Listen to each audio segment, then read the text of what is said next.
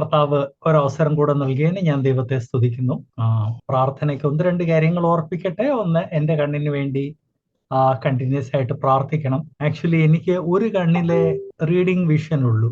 ഒരു കണ്ണും കൊണ്ടാണ് എല്ലാം ചെയ്യുന്നത്. അതുകൊണ്ടാണ് ഡോക്ടേഴ്സ് ലേസർ സർജറി ചെയ്യാൻ ഇത്രയും മടിക്കുന്നത്. മെഡിസിൻ കണ്ടിന്യൂ ചെയ്യുന്നു. എനിക്ക് കംപ്ലീറ്റ് മെഡിസിൻ കണ്ടിന്യൂ ചെയ്യണം. ജൂൺ 1st വീക്കിലാണ് റിവ്യൂ. കണ്ണ് വളരെ ആവശ്യമാണ്. ദൈവജനം എനിക്ക് വേണ്ടി മുട്ടിപ്പായിട്ട് പ്രാർത്ഥിക്കണം. എല്ലാ വ്യാഴാഴ്ച ഇവിടെ ഈ എറണാകുളത്ത് ഒരു ഹൗസ് ടു ഹൗസ് വിസിറ്റേഷൻ ഉണ്ട്. അത് ഞങ്ങള് 1000കണക്കിന് വീടുകൾ 10,000കണക്കിന് വീടുകൾ കവർ ചെയ്ത് കഴിഞ്ഞു. ആ മിനിസ്ട്രിക്ക് വേണ്ടി ദൈവജനം പ്രാർത്ഥിക്കണമെന്ന് അഭ്യർത്ഥിക്കുന്നു. അത് സാധാരണ 5 തൊട്ട് 7, 8 ബ്രദേഴ്സ് ആണ് അതിൽ പോകുന്നത്. എല്ലാം മൺഡേ മണീട് സനീഷ് താമസിക്കുന്നിടത്ത്, അത് ഇവിടുന്ന് ഒരു 30 കിലോമീറ്റർ ദൂരെ, അവിടെയും പ്രവർത്തനമുണ്ട്. എറണാകുളത്ത് 2016 തുടങ്ങി. കോവിഡിന്റെ സമയം അല്ലാതെ ബാക്കി അത് കണ്ടിന്യൂ ചെയ്തു. മണീട് അത് അതിനേക്കാൾ ഒക്കെ മുൻപ് തുടങ്ങിയതാണ്. ആളുകൾ സന്തോഷത്തോടെ സുവിശേഷം വാങ്ങിക്കുന്നു. എന്നാൽ വേർപെടുക എന്നുള്ള ഒരു കാര്യം എല്ലാവർക്കും വിഷമമാണ്. ഭയങ്കര മടിയാണ്. മടി എന്ന് പറഞ്ഞാൽ റെസിസ്റ്റൻസ് ആണ് കാണിക്കുന്നത്. ദൈവജനം അതിനുവേണ്ടി പ്രാർത്ഥിക്കണം. എറണാകുളത്ത് ഒരു ഹിന്ദി മിനിസ്ട്രി ഉണ്ട്. അത് ഞങ്ങളുടെ സഭയിലാണ് നടക്കുന്നത്. അത് ഈ ഗ്രൂപ്പിലുള്ള ജെഫ്രി മാത്യു എന്നും പറഞ്ഞ ഒരു യുവ സഹോദരന്റെ വിഷൻ കൊണ്ട് തുടങ്ങിയതാണ്. ആൻഡ് കോവിഡിന് മുൻപ് ഏകദേശം 1 ഡസൻ ആളുകൾ രക്ഷിക്കപ്പെട്ടായിരുന്നു. 3 പേര് സ്നാനപ്പെട്ടു. ബാക്കി 9 ആളുകൾ തയ്യാറായിക്കൊണ്ടിരിക്കുന്ന സമയത്ത് കോവിഡ് വന്ന് അവര് എല്ലാം ഓരോ സ്ഥലത്തായി പോയി. കോവിഡ് കഴിഞ്ഞ് തുടങ്ങിയതിൽ ഇപ്പം ഏതാണ്ട് 11 പേര് രക്ഷിക്കപ്പെട്ട് കഴിഞ്ഞു. നമ്മൾ രക്ഷയിലേക്ക് നടത്തുമ്പോഴത്തേക്ക് മറ്റുള്ളവർ അവരെ പിടിച്ചോണ്ട് പോകാൻ വേണ്ടി റെഡിയായി നിൽക്കുകയാണ് സ്നാനപ്പെടുത്താൻ. ദൈവജനം അതിനുവേണ്ടി പ്രത്യേകം പ്രാർത്ഥിക്കണം എന്ന് ഓർപ്പിക്കുന്നു. ബ്രദർ ജെഫ്രിയാണ് ആളുകളെ പോകുന്നത്, കോണ്ടാക്ട് ചെയ്യുന്നത്. ഇവരെല്ലാം സിറ്റിയുടെ പുറത്തായതുകൊണ്ട് ഇവർക്കൊന്നും എല്ലാം ലേബർ ക്ലാസ്സുകാരാണ്. ട്രാൻസ്പോർട്ടേഷൻ ഇല്ല. അതെല്ലാം അറേഞ്ച് ചെയ്യുന്ന ബ്രദർ ജെഫ്രിയുടെ വർക്കാണ്. പിന്നെ ഹിന്ദി അറിയാവുന്ന ആളായതുകൊണ്ട്, ഹിന്ദി മാതൃഭാഷ ആയതുകൊണ്ട് ഞാൻ അതിൽ സക്രിയമായിട്ട് പാർട്ടിസിപ്പേറ്റ് ചെയ്യുന്നു എന്നുള്ള കാര്യം ഓർപ്പിക്കട്ടെ. ബേസിക്കലി അതിന്റെ പുറകെയുള്ള എഫേർട്ട് മുഴുവൻ ജെഫ്രിയുടേതാണ്. ആ യുവ സഹോദരന് വേണ്ടി പ്രാർത്ഥിക്കണം. താൻ ഒരു ഗവൺമെന്റ് ഉദ്യോഗസ്ഥനായതുകൊണ്ട് അങ്ങ് ഓപ്പണായിട്ട് തനിക്ക് ഇതുമായിട്ട് ഐഡന്റിഫൈ ചെയ്യാനും സാധിക്കത്തില്ല, ചെയ്യാതിരിക്കാനും സാധിക്കത്തില്ല. Please pray for him. Galatia ലേഖനത്തിന്റെ 5-ാം അധ്യായം 3-ാമത്തെ സെക്ഷനാണ് ഇനി നമ്മൾ പഠിക്കാൻ പോകുന്നത്. 1-ാമത്തെ സെക്ഷനിൽ ഞാൻ ഓർപ്പിച്ചതുപോലെ ദൈവാത്മാവ് ഓർപ്പിക്കുന്നത് ക്രിസ്തു നിങ്ങൾക്ക് സ്വാതന്ത്ര്യം നൽകി അതിൽ ഉറച്ചു നിൽക്കണം. 1-ാം വാക്യം തൊട്ട് 12-ാം വാക്യം. ഗലാത്യ ലേഖനം 5-ാം അധ്യായം 1 തൊട്ട് 12. 2-ാമത്തെ സെക്ഷൻ ഗലാത്യ ലേഖനം 5-ാം അധ്യായം 13 തൊട്ട് 18 നമ്മൾ കവർ ചെയ്തു. ആത്മാവിനനുസരിച്ച് ജീവിക്കുക, ജഡത്തിനനുസരിച്ചല്ല. ജഡം എന്ന് പറഞ്ഞാൽ നമ്മുടെ പാപ സ്വഭാവം, ജഡത്തിന്റെ ആഗ്രഹങ്ങൾക്കനുസരിച്ച് ജീവിക്കരുതെന്ന് ദൈവാത്മാവ് ഓർപ്പിച്ചു. 3-ാമത്തെ സെക്ഷൻ 19 തൊട്ട് 26 വരെയുള്ള വാക്യങ്ങളാണ്. ഇവിടെ ഇതിനു മുൻപ് പറഞ്ഞല്ലോ ആത്മാവിനനുസരിച്ച് നടക്കുക, ജഡത്തിനനുസരിച്ചല്ല.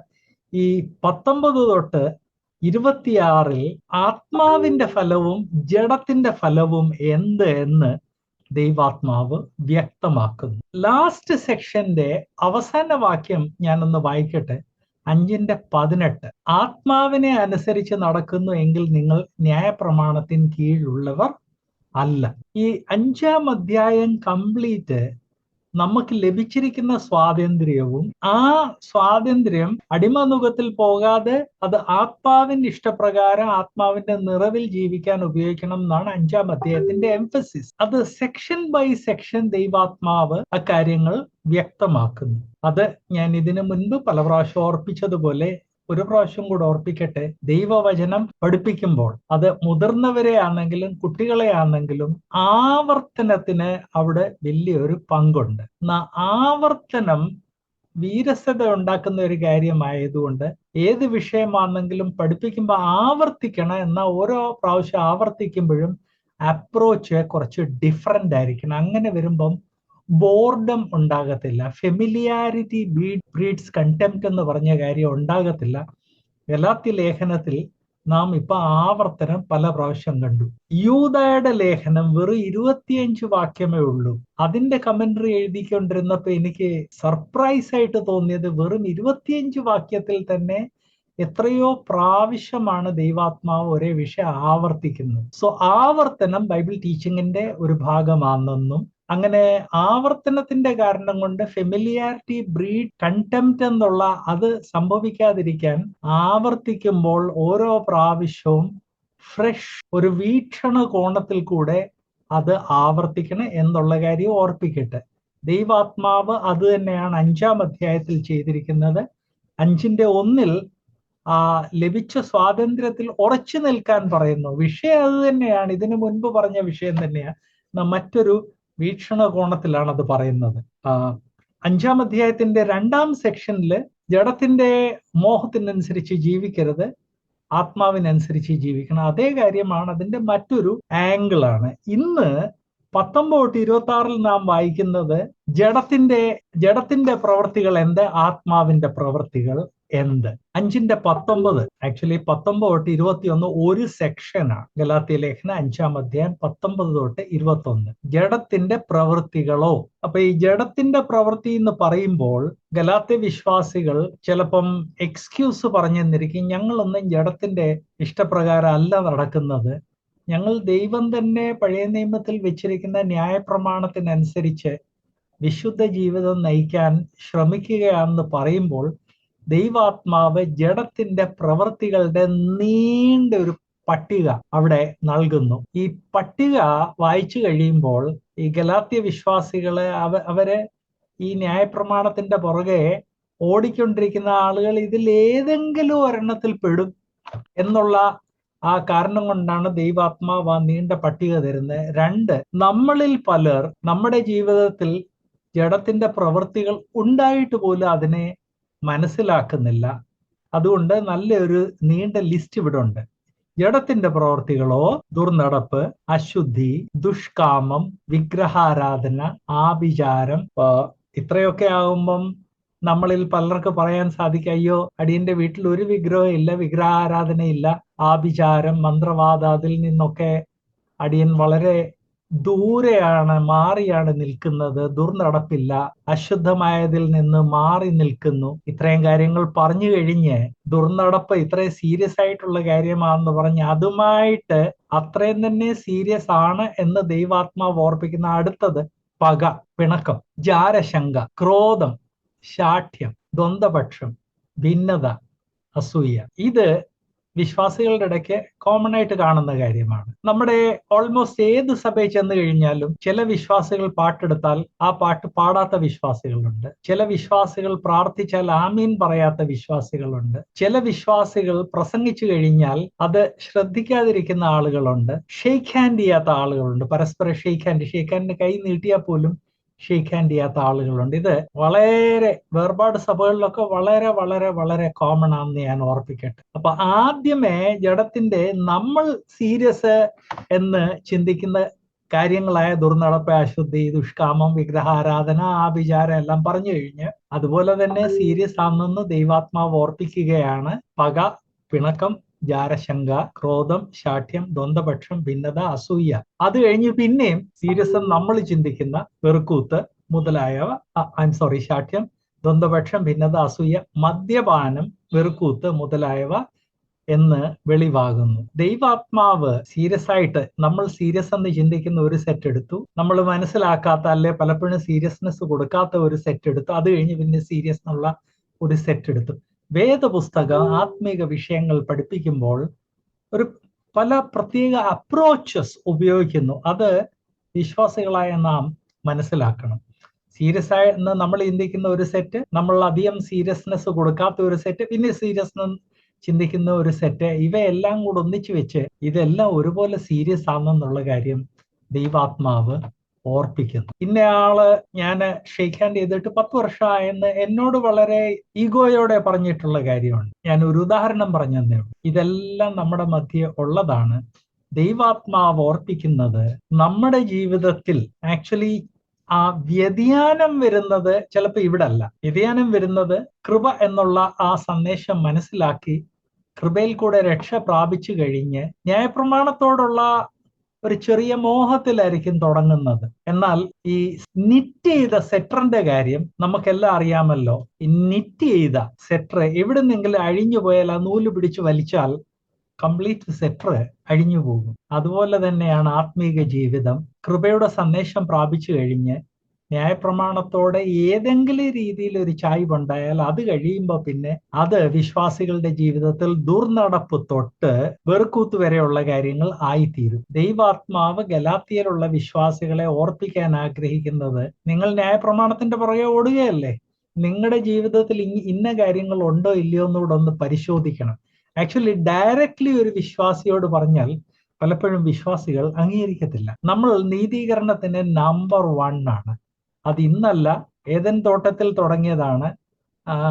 ഞാൻ വർജിച്ച ഫലം നീ ഭക്ഷിച്ചോ എന്ന് ചോദിച്ചു കഴിഞ്ഞപ്പോ നീ തന്ന സ്ത്രീയെ എന്നും പറഞ്ഞാണ് ആദാം തുടങ്ങിയത്. നാഥാൻ വന്ന് ദാവീദിനോട് ദാവീദിന്റെ പാപത്തെ കുറിച്ച് ബോധ്യപ്പെടുത്താൻ വേണ്ടി ഡയറക്റ്റ്ലി അല്ല, ആദ്യമേ ഒരു സ്റ്റോറി പറഞ്ഞിട്ട് ആ മനുഷ്യൻ നീയാണ് എന്ന് പറഞ്ഞു. ദൈവാത്മാവ് ഈ അപ്രോച്ച്, ആശയവിനിമയത്തിന്റെ ഈ അപ്രോച്ച് പലയിടത്ത് ദൈവവചനത്തിൽ കാണാൻ സാധിക്കുന്നു. ദൈവവചനത്തെ എതിർക്കുന്നവരും അത് കാണിക്കുന്നു. ദൈവവചനം പഠിപ്പിക്കാൻ അതേ അപ്രോച്ച് ഉപയോഗിക്കുന്നു. ഡയറക്റ്റ്ലി ചെന്നൊരു വ്യക്തിയോട് നീ പാപി എന്ന് പറഞ്ഞു കഴിഞ്ഞാൽ ആ വ്യക്തി തന്നെ ഡിഫെൻഡ് ചെയ്യും. ഗലാത്യരെ പഠിപ്പിക്കുന്ന സമയത്ത് ആദ്യമേ സ്വാതന്ത്ര്യത്തിനായി ക്രിസ്തു നിങ്ങളെ സ്വതന്ത്രരാക്കി എന്ന് പറഞ്ഞു. അത് കഴിഞ്ഞ് ആത്മാവിനനുസരിച്ച് നടക്കാൻ പറഞ്ഞു. അത് കഴിഞ്ഞ് ജഡത്തിന്റെ പ്രവൃത്തികളെ കുറിച്ചുള്ള ഒരു ഡിസ്ക്രിപ്ഷൻ. അപ്പൊ ജഡത്തിന്റെ പ്രവൃത്തികൾക്കനുസരിച്ച് നടക്കരുത് ഇതിനു മുമ്പ് പറഞ്ഞിട്ടാണ് ജഡത്തിന്റെ പ്രവൃത്തികളുടെ ഒരു ഡിസ്ക്രിപ്ഷൻ, ഒരു നീണ്ട പട്ടികയും തന്ന്. ഇതിന്റെ വെളിച്ചത്തിൽ നമ്മുടെ ടീച്ചിങ് അപ്രോച്ചസ് ഞാൻ ഓർപ്പിക്കട്ടെ, അത് നമ്മൾ വേണ്ട രീതിയിൽ അഡോപ്റ്റ് ചെയ്യണം. 1. 2, ഈ ലിസ്റ്റിന്റെ വെളിച്ചത്തിൽ നമ്മളിൽ ഓരോരുത്തരും നമ്മുടെ ജീവിതത്തിൽ അശുദ്ധിയില്ല, ദുഷ്കാമമില്ല, വിഗ്രഹാരാധനയില്ല, ആഭിചാരമില്ല, പകയുണ്ടോ, പിണക്കമുണ്ടോ, ജാരശങ്കയുണ്ടോ, ക്രോധമുണ്ടോ, ശാഠ്യമുണ്ടോ, ദ്വന്ദ്പക്ഷമുണ്ടോ, ഭിന്നതയുണ്ടോ, അസൂയ ഉണ്ടോ എന്ന് നമ്മളെ തന്നെ പരിശോധിക്കേണ്ടത് ആവശ്യമാണ്. കൃപയുടെ സന്ദേശം നമ്മളെ ഓർപ്പിക്കുന്നത് ആത്മാവിനനുസരിച്ച് നടക്കണം. ആത്മാവിനനുസരിച്ച് വിശ്വസ്തയോടെ നടന്നാൽ ജഡത്തിന്റെ മോഹങ്ങളെ നമ്മൾ ഫുൾഫിൽ ചെയ്യത്തില്ല. ദൈവവചനം മുന്നോട്ട് പറയുന്നത് വെറുക്കൂത്ത് മുതലായവ എന്ന് വെളിവാകുന്നു. ഈ വക പ്രവർത്തിക്കുന്നവർ ദൈവരാജ്യം അവകാശമാക്കുകയില്ല എന്ന് ഞാൻ മുൻപേ പറഞ്ഞതുപോലെ ഇപ്പോഴും നിങ്ങളോട് മുൻകൂട്ടി പറയുന്നു. പെട്ടെന്നൊരു ചോദ്യം വന്നെന്നിരിക്കും, അപ്പം കർമ്മങ്ങളിൽ കൂടെ നമ്മുടെ രക്ഷ നഷ്ടപ്പെടാൻ സാധ്യത ഉണ്ടോ എന്നല്ല ദൈവവചനം ഇവിടെ പറയുന്നത്. ദൈവവചനം ഇവിടെ ഓർപ്പിക്കുന്നത് ഈ പറഞ്ഞിരിക്കുന്ന കാര്യങ്ങൾ, ജഡത്തിന്റെ പ്രവൃത്തികൾ നാശത്തിന്റെ സന്തതിയുടെ ജീവിതത്തിൽ അംഗീകൃതമായിട്ടുള്ള പ്രവൃത്തികളാണ്. അവിശ്വാസികളുടെ മധ്യ അംഗീകൃതമായിട്ടുള്ള പ്രവൃത്തികളാണ് ഇതെല്ലാം. ആൻഡ് അവർ ദൈവരാജ്യം അവകാശമാക്കുകയില്ല. എന്നാൽ വിശ്വാസികൾ ആത്മാവിനനുസരിച്ച് നടക്കുന്നതിന് പകരം ജഡത്തിനനുസരിച്ച് നടന്നാൽ ദൈവരാജ്യം അവകാശമാക്കാത്ത ആ ആളുകളുണ്ടല്ലോ, അവരെ പോലെ നമ്മൾ ആയിത്തീരും നമ്മുടെ ബിഹേവിയറിൽ എന്ന് ദൈവവചനം ഇവിടെ ഓർപ്പിക്കുന്നു. അങ്ങനെ ദൈവവചനം ഓർപ്പിക്കുന്ന ഇതേ ദൈവവചനം മറ്റു പലയിടത്ത് പറയുന്നത് അങ്ങനെയുള്ള പ്രവർത്തനങ്ങൾ നമ്മുടെ ജീവിതത്തിൽ കാണപ്പെടുമ്പോൾ ദൈവനാമം അപമാനിക്കപ്പെടും എന്ന് മാത്രമല്ല, ദൈവരാജ്യത്തിലേക്ക് ആകർഷിക്കപ്പെടേണ്ട ആളുകൾ ദൈവരാജ്യത്തിലേക്ക് ആകർഷിക്കപ്പെടുന്നതിന് പകരം ദൈവരാജ്യത്തിൽ നിന്ന് മാറിപ്പോകുന്നതായിരിക്കും. ഈ ഗലാത്യയിൽ സംഭവിച്ചത് ഒറ്റ ഒരു കാര്യമാണ്. കൃപയുടെ സന്ദേശം പ്രാപിച്ച് കൃപയിൽ കൂടെ കർത്താവിനെ രക്ഷിതാവായിട്ട് സ്വീകരിച്ചു കഴിഞ്ഞ് അവർ ന്യായപ്രമാണത്തിന്റെ പുറകെ പോയി. ഒറ്റ ഒരു കാര്യം, ജസ്റ്റ് 1 ഡീവിയേഷൻ. എന്നാൽ ആ ഒരു ഡീവിയേഷനിൽ കൂടെ 1000 ഡീവിയേഷൻസ് ആണ് വിശ്വാസികളുടെ ജീവിതത്തിൽ കടന്നു വരുന്നത് എന്ന് ദൈവാത്മാവ് ഈ ഗലാത്യ ലേഖനത്തിന്റെ പ്രായോഗിക സെക്ഷൻസിൽ, പ്രായോഗിക ജീവിതവുമായിട്ടുള്ള സെക്ഷൻസിൽ നമ്മളെ ഓർപ്പിക്കുന്നു. ദൈവവചനം ഇവിടെ മാത്രമല്ല, വേറെ പലയിടത്ത് ഓർപ്പിക്കുന്ന കാര്യം പലപ്പോഴും ജസ്റ്റ് ഒരു ലംഘനം, ജസ്റ്റ് ഒരു കാര്യത്തിൽ ശരിയായ വഴിയിൽ നിന്ന് വ്യതിചലിച്ചാൽ മതി. അത് കഴിഞ്ഞു പിന്നെ ബാക്കി എല്ലാ രീതിയിലുള്ള പാപങ്ങൾ അത് തന്നെ കടന്നു വരും. ഒരു സിമ്പിൾ ഉദാഹരണം എന്ന് പറഞ്ഞു കഴിഞ്ഞാൽ, കുടുംബത്തിൽ വളരെ വിശ്വസ്തയോടെ ജീവിച്ച്, ഭാര്യയെ സ്നേഹിച്ച്, മക്കളെ സ്നേഹിച്ച്, കുടുംബത്തിന്റെ ചെലവെല്ലാം നടത്തി, കുടുംബത്തെ ഹാപ്പി ആയിട്ട് മെയിൻറ്റെയിൻ ചെയ്ത എത്രയോ ആളുകളെ കുറിച്ച് നമ്മളൊക്കെ കേട്ടിട്ടുണ്ട്. കൂട്ടുകെട്ടിന്റെ കാരണം കൊണ്ട് ചെറുതായിട്ട് മദ്യപിച്ചു തുടങ്ങി. ചെറുതായിട്ടെന്ന് ഞാൻ പറഞ്ഞു കഴിഞ്ഞാൽ ഈ സോഷ്യൽ ഡ്രിങ്കിങ് എന്ന് പറയും. ഒന്നിച്ചിരുന്ന് വർത്താനം പറഞ്ഞ് ചായ കുടിക്കുന്നത് പോലെ മദ്യപിക്കാറുണ്ട്. അതിനാണ് സോഷ്യൽ ഡ്രിങ്കിങ് എന്ന് പറയുന്നത്. പല ഓഫീസസിലും പല പ്രൊഫഷൻസിലും സോഷ്യൽ ഡ്രിങ്കിങ് ഇന്നൊരു കോമൺ പ്രാക്ടീസാണ്. ഉദാഹരണം പറഞ്ഞ് ജേർണലിസം പഠിക്കാൻ പോകുന്നവരുടെ ഇടയ്ക്ക് സോഷ്യൽ ഡ്രിങ്കിങ് ഒരു കോമൺ പ്രാക്ടീസാണ്. ആ പ്രൊഫഷനിൽ പോയിട്ടുള്ള പല വേർപാട് കുട്ടികൾ, യുവ സഹോദര സഹോദരിമാർ എന്നോട് പറഞ്ഞിട്ടുള്ള, അങ്കിളെ ഇവിടെ സോഷ്യൽ ഡ്രിങ്കിങ് ഉണ്ട്, ഞാൻ എന്ത് ചെയ്യണം? അങ്ങനെ സോഷ്യൽ ഡ്രിങ്കിങ്ങിൽ തുടങ്ങി ഫൈനലി വളരെ സീരിയസ് ആയിട്ടുള്ള മദ്യപന്മാരായി വീട്ടിലുള്ളത് മുഴുവൻ വിറ്റ് മുടിച്ച്, ഭാര്യയെ ഉപദ്രവിച്ച്, മക്കളെ ഉപദ്രവിച്ച് നശിച്ചുപോയ എത്രയോ വിശ്വാസികളെ കുറിച്ച് നമ്മൾ കേട്ടിട്ടുണ്ട്. എന്റെ ഓൺ സഭയിലുള്ള, ഞാൻ മധ്യപ്രദേശിലായിരുന്നപ്പോൾ ഉണ്ടായിരുന്ന സഭയിലെ ഏറ്റവും ബ്രില്യൻ്റ് ആയിട്ടുള്ള അക്കാഡമിക് കാര്യങ്ങളിൽ ഏറ്റവും ബ്രില്യൻ്റ് ആയിട്ടുള്ള ആള് സോഷ്യൽ ഡ്രിങ്കിങ്ങിന് പോയി തന്റെ ഫാമിലി മുഴുവൻ നശിപ്പിച്ചു, ലിവർ ഫെയിലിയർ കൊണ്ട് മരിച്ചു, ഭാര്യയ്ക്കും മക്കൾക്കും കടമായി. എന്റെ ഓൺ സഭയിലുള്ള എത്രയോ, ഞാൻ ഗ്വാളിയറിലെ സഭയുടെ കാര്യം പറയുന്നത്, എത്രയോ വിശ്വാസികൾ അങ്ങനെ പൂർണ്ണമായിട്ട് നശിച്ചുപോയി. എന്റെ ഏറ്റവും ക്ലോസ് ആയിരുന്ന ഒരു ഫ്രണ്ട്, ഞങ്ങൾ ഒന്നിച്ച് പഠിച്ചതാണ്. അവൻ ഇതുപോലെ സോഷ്യൽ ഡ്രിങ്കിങ് തുടങ്ങി. എന്നെക്കാൾ ഇളയതാണ്. ഞാൻ പല പ്രാവശ്യം അവനോട് നോ പറഞ്ഞു. കഴിഞ്ഞ ദിവസം പെട്ടെന്ന് തനിക്ക് ലിവർ ക്യാൻസർ 4th സ്റ്റേജ് ആണെന്നുള്ളത് കണ്ടുപിടിച്ചു. എന്നോട് സംസാരിക്കണം എന്ന് പറഞ്ഞു. വീഡിയോ ഞങ്ങളെ രണ്ടുപേരെയും കൂടെ കുടുംബം ലിങ്ക് ചെയ്തു. സംസാരിക്കാൻ വയ്യ, ഹാ ഹാ ഹാ എന്ന് മാത്രമേ സംസാരിക്കാൻ സാധിക്കുന്നുള്ളൂ. മണിക്കൂറുകൾക്കുള്ളിൽ കടന്നുപോയി. ഞാൻ പല പ്രാവശ്യം പറഞ്ഞായിരുന്നു സ്റ്റോപ്പ്. എന്നാൽ സോഷ്യൽ ഡ്രിങ്കിങ്ങിൽ തുടങ്ങി സ്വന്തം ജീവിതം നശിപ്പിച്ചു. ഈ ഒറ്റ ഒരു ഉദാഹരണം ഞാൻ എടുത്തു പറയാൻ കാരണം, ഇത് വൺ വേ ഓർ അതർ എവിടെയെങ്കിലും നമ്മൾ എല്ലാവരും കണ്ടിട്ടുള്ള ഒരു ഉദാഹരണമാണ്. ഒരു ചെറിയ ഒരു ഡീവിയേഷൻ, എന്നാൽ അതുകൊണ്ട് എത്ര എത്ര എത്ര കുടുംബങ്ങൾ പൂർണ്ണമായിട്ട് നശിച്ചുപോയി. അതിൽ തുടങ്ങി, സോഷ്യൽ ഡ്രിങ്കിങ്ങിൽ തുടങ്ങി. അത് കഴിഞ്ഞ് ഭാര്യയെ മർദ്ദിക്കുക, മക്കളെ മർദ്ദിക്കുക, പ്രോപ്പർട്ടി മുഴുവൻ വിൽക്കുക, എല്ലാം മുടിച്ചു കളയുക. ഇതൊന്നും ആരും സ്റ്റാർട്ടിങ്ങില് തുടങ്ങുന്ന കാര്യമല്ല, എന്നാൽ അത് വരും. ദൈവവചനം ഗലാത്യ വിശ്വാസികളെ ഓർപ്പിക്കുന്നത്, നിങ്ങളുടെ ലൈഫിൽ ഒരു ഡീവിയേഷനാ വന്നിരിക്കുന്നത്. കൃപയുടെ സന്ദേശം വിട്ട് ന്യായപ്രമാണത്തിൽ പോകുന്നു. എന്നാൽ എവൻച്വലി അങ്ങനെയുള്ള വിശ്വാസികളുടെ മധ്യ ഒരു ഡീവിയേഷനിൽ നിന്ന്, ഡീവിയേഷനിൽ നിന്ന് അനേക ഡീവിയേഷൻസ് വരും. അതിന്റെ ഒരു ലിസ്റ്റ് ദൈവാത്മാവ് ഇവിടെ തന്നിരിക്കുന്നു. ആ ലിസ്റ്റിൽ തന്നെ സെൻട്രൽ പോർഷനില് വിശ്വാസികളുടെ മധ്യയുള്ള സാധാരണ കാണപ്പെടുന്ന കാര്യങ്ങൾ നമ്മൾ ഇവിടെ ലിസ്റ്റ് ചെയ്തിരിക്കും ദൈവാത്മാവ്. നമ്മൾ വളരെ വളരെ വളരെ കെയർഫുള്ളി നമ്മുടെ ജീവിതം ശ്രദ്ധിക്കേണ്ടത് ആവശ്യമാണ്. ഒരു ചെറിയ ഒരു വ്യതിചലനം, ചിലപ്പം അമിത കോപമായിരിക്കും. അത് മദ്യപാനമൊന്നും അല്ലല്ലോ, ഷോർട്ട് ടെമ്പർ. ഷോർട്ട് ടെമ്പറിൽ തുടങ്ങി അത് എന്തായി തീരുമെന്നുള്ളത് നമ്മൾ മനസ്സിലാക്കുന്നില്ല. അതുപോലെ ആത്മീക ജീവിതത്തിൽ പാടില്ലാത്ത ഏതെങ്കിലും ഒരു കാര്യം നമ്മളങ്ങ് നിർബന്ധ ബുദ്ധിയോടെ നമ്മൾ അത് അടിച്ചേൽപ്പിക്കുന്നു. ഫൈനലി അത് എന്തായി തീരും എന്നറിയത്തില്ല. അതുകൊണ്ട് നമ്മിൽ ഓരോരുത്തരും നമ്മുടെ ജീവിതത്തിൽ വരുന്ന ഡീവിയേഷൻസ് ശ്രദ്ധയോടെ വീക്ഷിക്കുക. അത് മുളയിലെ നുള്ളിക്കളയുക. ദൈവാത്മാവ് അതാണ് ഇവിടെ ഉദ്ദേശിക്കുന്നത്. ഗലാത്യ ലേഖനം 5-ാം അധ്യായത്തിന്റെ 22-ഉം 23-ഉം എല്ലാ പേരൻസും അവരുടെ മക്കളെ കാണാതെ പഠിപ്പിക്കേണ്ട 2 വാക്യങ്ങളാണ്.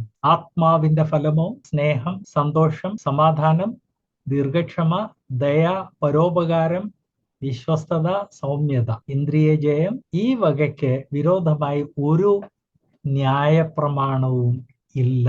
അത് മറിച്ചു പറഞ്ഞാൽ, ന്യായപ്രമാണം നമ്മിൽ നിന്ന് എന്ത് പ്രതീക്ഷിക്കുന്ന അതെല്ലാം ആത്മാവിന്റെ ഫലമായിട്ട് നമ്മുടെ ജീവിതത്തിൽ പ്രത്യക്ഷപ്പെടും. കണ്ടീഷൻ ആത്മാവിനനുസരിച്ച് നടക്കണം, ജഡത്തിന് അനുസരിച്ചല്ല.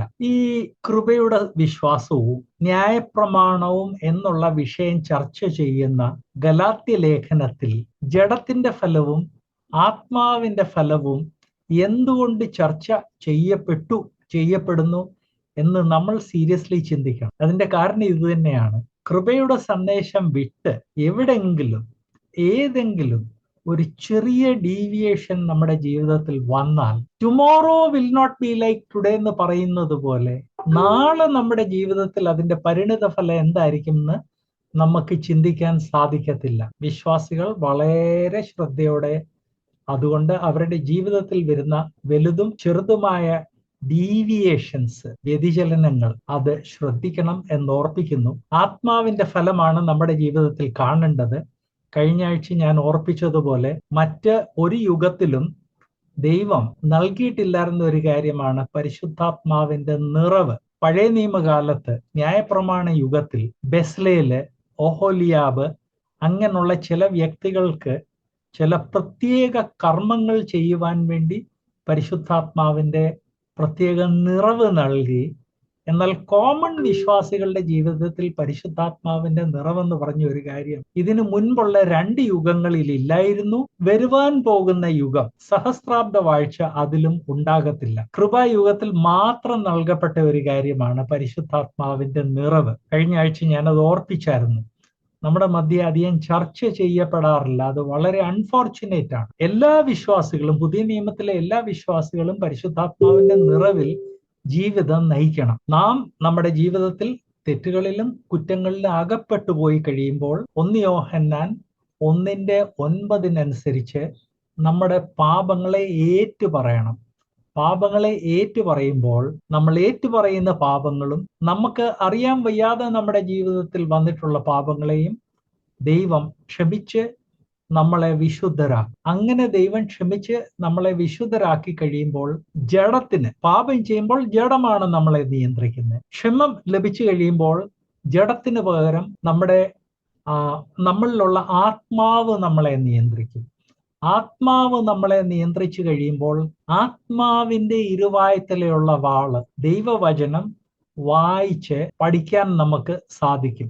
അങ്ങനെ ദൈവവചനം വായിച്ചു പഠിക്കുമ്പോൾ ആത്മാവിന്റെ ഇരുവായ്ത്തലയുള്ള വാള് നമ്മുടെ ജീവിതത്തിൽ, അനുദിന ജീവിതത്തിൽ വിശുദ്ധീകരണം ചെയ്യും. അങ്ങനെ വിശുദ്ധീകരണം നടക്കുകയും പരിശുദ്ധാത്മാവിന്റെ നിയന്ത്രണം പ്ലസ് വിശുദ്ധീകരണം നടക്കുകയും ചെയ്യുമ്പോൾ നമ്മുടെ ജീവിതത്തിൽ ആത്മാവിന്റെ ഫലം പ്രത്യക്ഷപ്പെടും. ആത്മാവിന്റെ ഫലം പ്രത്യക്ഷപ്പെടുമ്പോൾ സ്നേഹം, സന്തോഷം, സമാധാനം ഇതെല്ലാം പ്രത്യക്ഷപ്പെടും, കാണപ്പെടും. അങ്ങനെ ആത്മാവിന്റെ ഫലം കാണപ്പെടുമ്പോൾ നമ്മുടെ ജീവിതത്തെ കാണുന്ന ആളുകൾ, ഓ ഹൗ വണ്ടർഫുൾ, ഈ ജീവിതം, ഈ രീതിയിലുള്ള വിശ്വാസം എനിക്കും വേണമല്ലോ എന്ന് ആളുകൾ പറയും. കേരളത്തിൽ എനിക്ക് പല വിശ്വാസികളെ അറിയാം. ബിസിനസ്സുകാരുണ്ട്, ഗവൺമെന്റ് ജോലിയിലുള്ളവരുണ്ട്, സുവിശേഷ വേലയിലുള്ളവരുണ്ട്. അവരുടെ ജീവിതം കാണുമ്പോൾ അയ്യോ എനിക്കും അങ്ങനെ ഒരു ജീവിതം വേണം എന്ന് ആളുകൾ പറയാറുണ്ട്. നമുക്ക് സാധാരണ നമ്മുടെ ഇടയ്ക്ക് ഒരു സ്റ്റേറ്റ്മെന്റ് ഉണ്ട്, ആരാണ് ഇതിനനുസരിച്ചൊക്കെ ജീവിക്കുന്നത്? ഒരു വിശ്വാസിയുടെ വായിൽ നിന്ന് വരാൻ പാടില്ലാത്തതാണ്. കാരണം ഞാൻ മാത്രമേ ഉള്ളൂ എന്ന് പഴയ നിയമത്തിൽ പ്രവാചകൻ പറഞ്ഞപ്പോൾ കർത്താവ് പറഞ്ഞു, ബാലിന് തല കുനിക്കാത്ത ധാരാളം പ്രവാചകന്മാർ ഉണ്ട്, ധാരാളം ആളുകൾ ഉണ്ട് എന്ന് പറഞ്ഞു. അതുപോലെ തന്നെ പുതിയ നിയമത്തിലും ആരുമില്ല എന്ന് പറയുന്നത് ധൃതി വെച്ച് പറയരുത്. ദൈവം തനിക്ക് വേണ്ടി ധാരാളം ആളുകളെ സൂക്ഷിച്ചു വെച്ചിട്ടുണ്ട്.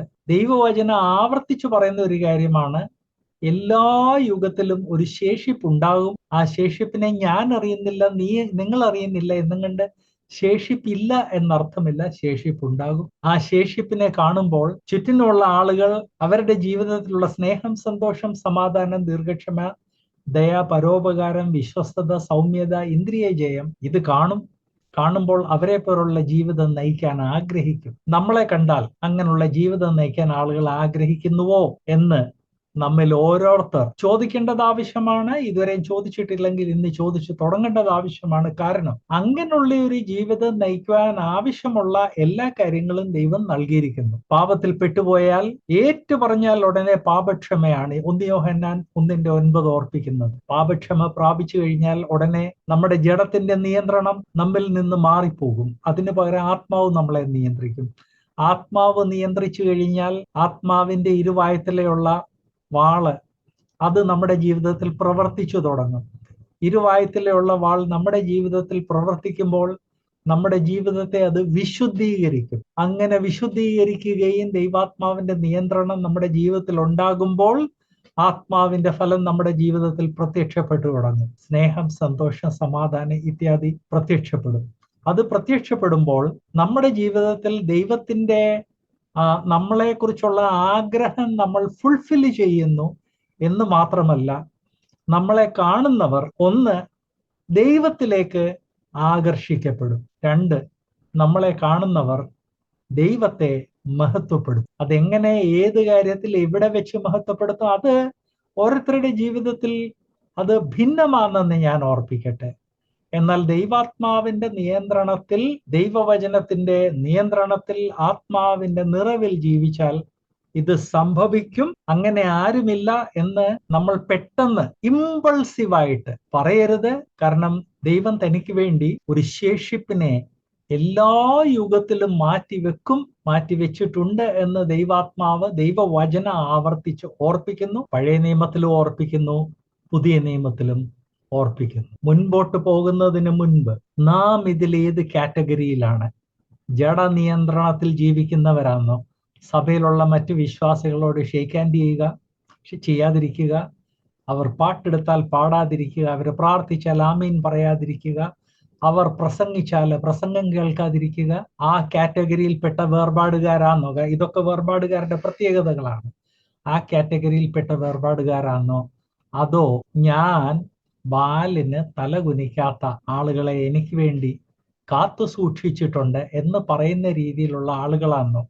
നമ്മുടെ ജീവിതത്തിൽ ആത്മാവിന്റെ ഫലം പ്രത്യക്ഷപ്പെടുന്നുണ്ടോ എന്ന് ഒന്ന് പരിശോധിച്ചിട്ട് നമുക്ക് മുൻപോട്ടുള്ള വാക്യങ്ങൾ നോക്കാം. 5:24 ഇങ്ങനെ ജഡാഭിലാഷം എന്ത് എന്ന്,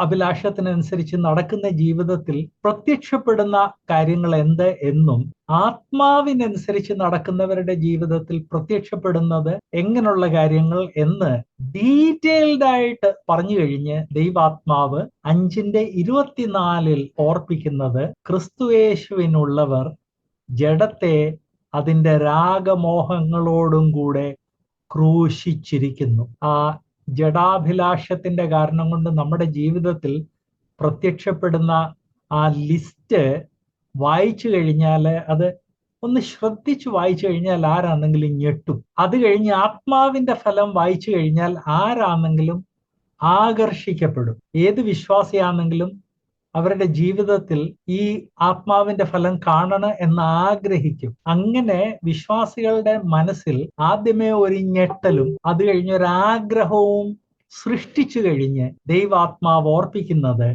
ക്രിസ്തുയേശുവിനുള്ളവർ ജഡത്തെ അതിന്റെ രാഗമോഹങ്ങളോടും കൂടെ ക്രൂശിച്ചിരിക്കുന്നു. ഇത് ഗലാത്യ വിശ്വാസികളോടാണ്, ഗലാത്യ വിശ്വാസികർക്കാണ് എഴുതി അയച്ചത്.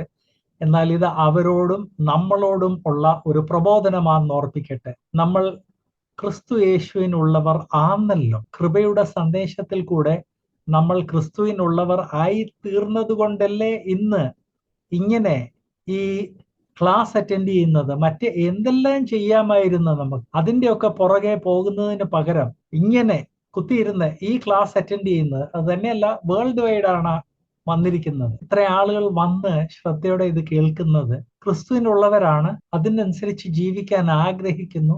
ആ ആഗ്രഹം ഉള്ളത് കൊണ്ട് തന്നെയാണ്. അപ്പൊ ദൈവാത്മാവ് ഓർപ്പിക്കുന്നത്, ക്രിസ്തുവിനുള്ളവർ ജഡത്തെ അതിന്റെ രാഗമോഹങ്ങളോടും കൂടെ ക്രൂശിച്ചിരിക്കുന്നു. നമ്മൾ അങ്ങനെ ചെയ്തിട്ടുണ്ടോ എന്ന് ഒന്ന് പരിശോധിക്കുന്നത് നല്ലതാണ്. ജഡത്തെ അതിന്റെ രാഗമോഹങ്ങളോടുകൂടെ ക്രൂശിച്ചിട്ടുണ്ടോ എന്ന്. അത് നാം നമ്മുടെ ബലത്തിലോ നമ്മുടെ ബുദ്ധിയും കൊണ്ടല്ലേ ചെയ്യുന്നത്. അത് പ്രത്യേകം ഓർപ്പിക്കട്ടെ. നമ്മുടെ ബുദ്ധിയും കൊണ്ട് ചെയ്യാൻ പോയാലാണ് ഏദൻ തോട്ടത്തിലുള്ളത്. ഏദൻ തോട്ടത്തിൽ ദൈവം ജീവന്റെ വൃക്ഷം വെച്ചിരുന്നു, നന്മയുടെയും തിന്മയുടെയും അറിവിന്റെ വൃക്ഷം വെച്ചിരുന്നു. ആദാമും ഹവ്വായും നഴ്സറി പിള്ളേരല്ലായിരുന്നു. ദൈവം സൃഷ്ടിച്ച മൃഗങ്ങൾക്കൊക്കെ തൻ്റെ അടുത്ത് കൊണ്ടുവന്നു കഴിഞ്ഞപ്പോൾ അതിന് പേര് കൊടുക്കാനുള്ള ബുദ്ധിയും ഇന്റലിജൻസും കഴിവുമുള്ള ഒരു വ്യക്തിയായിരുന്നു ആദാം. അങ്ങനെ കഴിവുള്ള ഒരു വ്യക്തിയുടെ ജീവിത പങ്കാളിയായി ഇരിക്കാൻ വേണ്ടി കഴിവുള്ള ഒരു സ്ത്രീയായിരുന്നു ഹവ്വ. ഇത്രയും കഴിവുള്ള ആളുകൾ ദൈവത്തിൽ ആശ്രയിക്കുന്നതിന് പകരം അവരവരുടെ ബുദ്ധിയിൽ ആശ്രയിച്ചതുകൊണ്ട് 2 വൃക്ഷങ്ങളുണ്ട്. അതിൽ അറ്റ്ലീസ്റ്റ് ജീവന്റെ വൃക്ഷം ആദ്യമേ ഒന്ന് ടേസ്റ്റ് ചെയ്യാമെന്ന് പോലും ചിന്തിച്ചില്ല. ജീവന്റെ വൃക്ഷം എന്താണെന്ന് അവർക്കറിയാമായിരുന്നു, മറ്റേത് വിനാശത്തിലേക്കുള്ള വഴിയാണെന്ന് അവർക്കറിയാമായിരുന്നു. എന്നാ പോലും ജീവന്റെ വൃക്ഷത്തിന്റെ ഫലം അവർ ഭക്ഷിച്ചില്ല. വൈ? നാം എന്നും നമ്മളോട് ചോദിക്കേണ്ട ഒരു ചോദ്യമാണ്, ജീവന്റെ വൃക്ഷം എന്താ എന്ന് അവർക്ക് വ്യക്തമായിട്ട് അറിയാമായിരുന്നു. അവർ നഴ്സറി കുട്ടികളല്ലായിരുന്നു. എല്ലാ മൃഗങ്ങൾക്കും പേര് കൊടുത്ത ആദാം സൂപ്പർ ഇന്റലിജന്റ് ഒരു വ്യക്തിയായിരുന്നു. ആദാം എന്തുകൊണ്ട് എന്നെങ്കിലും നാം ചിന്തിച്ചിട്ടുണ്ട്? ആദാം എന്തുകൊണ്ട് ജീവന്റെ വൃക്ഷം ആദ്യമേ ഭക്ഷിച്ചില്ല? നിഷിദ്ധമായത് മാത്രം എന്തുകൊണ്ട് പോയി ഭക്ഷിച്ചു? മനുഷ്യൻ ദൈവത്തിൽ ആശ്രയിച്ച് തീരുമാനം എടുക്കുന്നതിന് പകരം സ്വന്തം കഴിവിലും ബുദ്ധിയിലും ആശ്രയിച്ചാൽ അങ്ങനെ ഇരിക്കും. ഓക്കെ, പാപം ചെയ്തു, അത് കഴിഞ്ഞ് ജീവന്റെ വൃക്ഷം ഭക്ഷിച്ചു? ഇല്ല. അത് ആ വിഷയത്തെക്കുറിച്ച് അവര് ഭാവിയെക്കുറിച്ചൊക്കെ ചിന്തിച്ചിട്ടാണ് അങ്ങനെ ചെയ്ത? അല്ല, ചിന്തിക്കുന്നില്ല. ദൈവത്തിൽ ആശ്രയിച്ച് അവർ ചിന്തിക്കുന്നില്ല എന്നുള്ളത് വ്യക്തമാണ്. അതുപോലെ തന്നെ ക്രിസ്തുവിനുള്ളവർ ജഡത്തെ അതിന്റെ രാഗമോഹങ്ങളോടും കൂടെ ക്രൂശിച്ചിരിക്കുന്നെന്ന് ദൈവവചനം പറയുമ്പോൾ അത് നമ്മുടെ ബുദ്ധിയും കൊണ്ട്, മാനുഷ ബുദ്ധിയും കൊണ്ടല്ല, ദൈവാത്മാവ് തരുന്ന ബുദ്ധിയും കൊണ്ടാണ് ചെയ്യേണ്ടത്. ദൈവാത്മാവ് അതിനുള്ള ബുദ്ധി തരണമെങ്കിൽ നാം നമ്മുടെ ആത്മീക ജീവിതത്തെ പല സ്റ്റെപ്പിൽ കൂടെ കടത്തിവിടണമെന്ന് ഞാൻ ഓർപ്പിച്ചു. ആദ്യമേ നമ്മുടെ ജീവിതത്തിൽ എന്തെങ്കിലും പാപങ്ങളോ ലംഘനങ്ങളോ കടന്നു വന്നിട്ടുണ്ടെങ്കിൽ ക്ഷമ ചോദിച്ച്, ക്ഷമയും വിശുദ്ധീകരണവും പ്രാപിച്ച്, ദൈവാത്മാവിന്റെ നിയന്ത്രണത്തിൽ വന്ന്, ദൈവാത്മാവിന്റെ ഇരുവായത്തിലുള്ള വാളും കൊണ്ട് നമ്മുടെ മനസ്സുകളെ വിശുദ്ധീകരിച്ച്, ഇരുവായത്തിലുള്ള വാളിന്റെ നിയന്ത്രണത്തിൽ, ദൈവാത്മാവിന്റെ നിയന്ത്രണത്തിൽ ജീവിക്കുമ്പോഴാണ് ആത്മാവിന്റെ ഫലം കാണുന്നത്. അങ്ങനെ ആത്മാവിന്റെ ഫലം പ്രദർശിപ്പിച്ച് ജീവിക്കുമ്പോഴാണ് ജഡത്തെ അതിന്റെ രാഗമോഹങ്ങളോടും കൂടെ ക്രൂശിക്കുന്നത്. ഇതിനൊരു ഷോർട്ട് കട്ട് ഇല്ല എന്നുള്ള കാര്യം ഞാൻ ഓർപ്പിക്കട്ടെ. നമ്മളെല്ലാം സ്കൂളിൽ പഠിച്ചപ്പോൾ കണ്ടു കാണും, ഇല്ലെങ്കിൽ തന്നെ ഇപ്പം ഫേസ്ബുക്കിലും യൂട്യൂബിലൊക്കെ കാണാൻ സാധിക്കുന്ന ഒരു കാര്യമാണ്. ഒരു മജീഷ്യൻ കൈ കാണിക്കുന്നു, ഫ്രണ്ട് ആൻഡ് ബാക്ക് ഖാലിയാണ്, ഇങ്ങനെ അങ്ങോട്ട് ഉണ്ടെന്ന് ഇങ്ങനെ പിടിക്കുമ്പോഴത്തേക്ക് കയ്യിലൊരു പ്രാവ്. അങ്ങനെ ഇൻസ്റ്റന്റ് ആയിട്ട് നടക്കുന്ന കാര്യമല്ല ജഡത്തെ അതിന്റെ രാഗമോഹങ്ങളോടും കൂടെ ക്രൂശിക്കുക. ആത്മീക ജീവിതത്തിൽ ഇൻസ്റ്റന്റ് ആയിട്ട് ഒരു കാര്യമേ ഉള്ളൂ, രക്ഷ. നമ്മൾ ക്രിസ്തുവിനെ രക്ഷിതാവായിട്ട് സ്വീകരിക്കുമ്പോൾ രക്ഷ ഇൻസ്റ്റന്റ്ലി നൽകുന്നു, ലഭിക്കപ്പെടുന്നു. ആ രക്ഷ നമുക്ക് ഇൻസ്റ്റന്റ്ലി ലഭിക്കുന്നത് കർത്താവ് 3.5 വർഷം ഒരു ദാസനെ പോലെ ജീവിച്ച് ക്രൂശിൽ മരിച്ചത് കൊണ്ടാണ്. അത് ഇൻസ്റ്റന്റ് അല്ലായിരുന്നു. അത് എന്റെ പരിണിത ഫലമാണ് നമുക്ക് ഇൻസ്റ്റന്റ് ആയിട്ട് കിട്ടുന്നത്. അതല്ലാതെ ക്രിസ്തീയ ജീവിതത്തിൽ ഇൻസ്റ്റന്റ് ആയിട്ട് വേറെ ഒന്നുമില്ല. ബാക്കി എല്ലാത്തിനും സ്റ്റെപ്സ് ഉണ്ട്. അപ്പൊ ജഡത്തെ അതിന്റെ രാഗമോഹങ്ങളോടെ ക്രൂശിക്കണമെങ്കിൽ ദൈവജനം ഞാൻ ഈ പറഞ്ഞ കാര്യങ്ങളെ എല്ലാം ഈ സ്റ്റെപ്സിൽ കൂടെ കടന്നു പോകണം എന്ന് പ്രത്യേകം ഓർപ്പിക്കുന്നു. 5:25 പറയുന്നത്, 5-ാം അധ്യായം 25, ആത്മാവിനാൽ നാം ജീവിക്കുന്നു എങ്കിൽ ആത്മാവിനെ അനുസരിച്ച് നടക്കുകയും ചെയ്യുക. ഇത് ആത്മാവിനാൽ നാം ജീവിക്കുന്നു എങ്കിൽ എന്നുള്ളത് അത് ബേസിക്കലി അവരുടെ മനസ്സിൽ കിടക്കുന്ന സത്യങ്ങളെ ഓർപ്പിക്കാൻ വേണ്ടിയാണ്. കൃപയുടെ സന്ദേശം എന്താണ്? യേശുക്രിസ്തുവിനെ രക്ഷിതാവായിട്ട് സ്വീകരിക്കുക, രക്ഷ പ്രാപിക്കും, പരിശുദ്ധാത്മാവിന്റെ സ്നാനം പ്രാപിക്കും, പരിശുദ്ധാത്മാവിന്റെ നിയന്ത്രണം പ്രാപിക്കും. ആത്മാവിനാലാണോ നാം യെസ്, പുതിയ നിയമത്തിലുള്ള എല്ലാ വിശ്വാസികളും പറയും ആത്മാവിനാലാണ് നാം ജീവിക്കുന്നത്. അങ്ങനെയെങ്കിൽ ആത്മാവിനെ അനുസരിച്ച് നടക്കണം. ആത്മാവ് നമ്മുടെ ജീവിതത്തിൽ വന്നതുകൊണ്ട് ആത്മാവിനെ അനുസരിച്ച് നടക്കണം എന്ന് നിർബന്ധമില്ല, നടക്കും എന്ന് നിർബന്ധമില്ല. അതിന് കുറെ സ്റ്റെപ്സ് ഉണ്ട്. ആ സ്റ്റെപ്സ് നമ്മെ തന്നെ ഓർപ്പിക്കണം എന്നിവിടെ ദൈവാത്മാവ് ഈ വാക്യത്തിൽ ഓർപ്പിക്കുന്നു. അത്രയും വന്നു കഴിഞ്ഞ് പെട്ടെന്നൊരു ഷോക്കിംഗ് സ്റ്റേറ്റ്മെന്റ് 5:26, നാം അന്യോന്യം പോരിന് വിളിച്ചു, അന്യോന്യം അസൂയപ്പെട്ടും കൊണ്ട് വൃഥാഭിമാനികൾ ആകരുത്. ഗലാത്യ സഭയിൽ ഇതെല്ലാം ആയി കഴിഞ്ഞായിരുന്നെന്നുള്ളത് ഗലാത്യ ലേഖനം നമ്മൾ ആദ്യം വായിക്കുമ്പം വ്യക്തമാണ്. ആക്ച്വലി ഇത് വൃഥാഭിമാനത്തിൽ തുടങ്ങിയതല്ലായിരുന്നു, പോർവിളിയിൽ തുടങ്ങിയതല്ലായിരുന്നു. തുടങ്ങിയത് കൃപയുടെ സന്ദേശത്തിൽ നിന്നൊരു വ്യതിചലനത്തിൽ കൂടെയായിരുന്നു തുടങ്ങിയത്. എന്നാൽ അത് ഫൈനലി ജഡത്തിന്റെ അഭിലാഷത്തിലും പാടില്ലാത്ത രീതിയിലുള്ള കർമ്മങ്ങളിലും ആയി മാറി. അത് പാടില്ല എന്ന് ദൈവവചനം ഓർപ്പിക്കുന്നു. ആത്മാവിന്റെ നിറവിൽ ജീവിക്കാമെന്ന് പറയുന്നു. അങ്ങനെ പറയുമ്പോൾ ഞങ്ങൾ ആത്മാവിന്റെ നിറവിലാണ് ജീവിക്കുന്നതെന്ന് ആരെങ്കിലും പറഞ്ഞാൽ പെട്ടെന്നൊരു ഷോക്കിംഗ് സ്റ്റേറ്റ്മെന്റ്. അന്യോന്യം പോരിന് വിളിച്ചും അന്യോന്യം അസൂയപ്പെട്ടും കൊണ്ട് വൃഥാഭിമാനികൾ ആകരുത്. അങ്ങനെ അവരുടെ മധ്യേ ഉണ്ടായിരുന്നു, നമ്മുടെ മധ്യേ ഉണ്ടോ? നമ്മളത് വളരെ സീരിയസ്ലി പരിശോധിക്കേണ്ട കാര്യമാണ്. നമ്മുടെ സഭയിൽ ഏതെങ്കിലും ഒരു വീട്ടിൽ സപ്പോസ് അവരുടെ കുഞ്ഞുങ്ങൾ പാടില്ലാത്ത ഒരു തെറ്റിൽ പെട്ടുപോയി, അല്ലെ ഒരു സഹോദരനോ സഹോദരി പാടില്ലാത്ത ഒരു തെറ്റിൽ അകപ്പെട്ടുപോയി, ഉടനെ നാം സന്തോഷിച്ച് ആ കുടുംബത്തെക്കുറിച്ചുള്ള ന്യൂസ് പേപ്പർ പോലെ എല്ലായിടത്തും സ്പ്രെഡ് ചെയ്യുകയാണെന്ന് ചെയ്യുന്ന ഉടനെ അവർക്ക് വേണ്ടി മുട്ടുകുത്തി, കർത്താവ് ഇത് പാടില്ലാത്ത ഒരു കാര്യമായിരുന്നല്ലോ, പാടില്ലായിരുന്നു, സംഭവിച്ചു പോയി, ആ കുടുംബത്തോട് കരുണ കാണിക്കണം. അങ്ങനെയാണോ നമ്മുടെ റെസ്പോൺസ്? ദൈവാത്മാവ് ഈ ഷോക്കിംഗ് വാക്യം ഈ അധ്യായത്തിന്റെ ഏറ്റവും ലാസ്റ്റിൽ തന്നത്, ആ ഷോക്കിംഗ് വാക്യം അത് വായിക്കുമ്പോൾ അയ്യോ എൻ്റെ ജീവിതത്തിൽ ഇത് ഉണ്ടല്ലോ എന്ന് ചിലരെങ്കിലും ചിന്തിക്കും. നമ്മൾ ഓരോരുത്തരും ഈ ദൈവവചനത്തിന്റെ വെളിച്ചത്തിൽ നമ്മളെ തന്നെ പരിശോധിച്ച് നമ്മുടെ ജീവിതത്തിൽ വരുത്തേണ്ട മാറ്റങ്ങൾ വരുത്താൻ സഹായിക്കട്ടെ. God bless you.